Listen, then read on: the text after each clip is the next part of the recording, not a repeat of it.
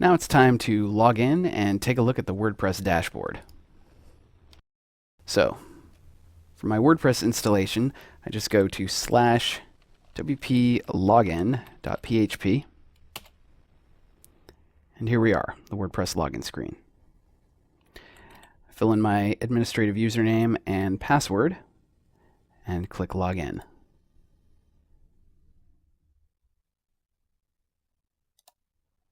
Okay, so WordPress 3.3 has told me about its toolbar here. I'm going to dismiss this message.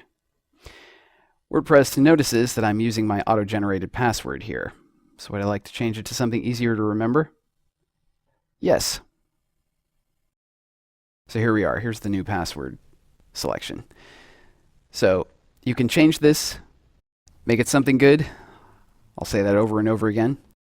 For now, I'm going to leave it just as it is. I'm going to tell WordPress it does not need to remind me anymore. This is just a demo. Okay, here we are on the dashboard. I have a big friendly welcome message here telling me a bunch of things that I can do right away. I'm going to give you my own guided tour of the dashboard, so I'm going to dismiss this for now. Once you start working with WordPress regularly, this is what you're going to see. Your dashboard with all these panels of all kinds of stuff here. There's this Right Now panel, which gives you the sort of 30,000-foot view of your content, your comments, and other kinds of discussion, the theme that you're running, the version of WordPress that you're running, all of that sort of thing. Here you have a panel with a more detailed view of your recent comments. Incoming links for a site that you've just started on, not going to be very interesting. But that's the links that are coming into your site from Google or potentially other search engines. Plugins. This is one that I usually turn off. I'll show you how to do that in a second. But this just shows you some plugins that you might be interested in installing. Moving on. Other WordPress news here. It's just WordPress news from WordPress.org. Here's a feed of the WordPress blog. Recent drafts is posts that you've written but haven't yet published.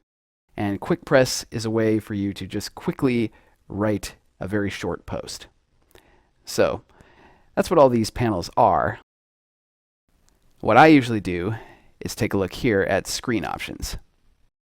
Screen options is something that you'll see all over WordPress, and it gives you a chance to disable or enable features of the WordPress user interface. Some of these panels are not particularly interesting to me, at least not in the WordPress dashboard, so I'm going to disable them. Plugins, WordPress blog, and WordPress news all pull from the internet, and they'll slow your dashboard down a little bit. I have other ways that I read that stuff if it's interesting to me on a particular day, so on my dashboard I keep them disabled. For now, we can also disable incoming links because the site is in development.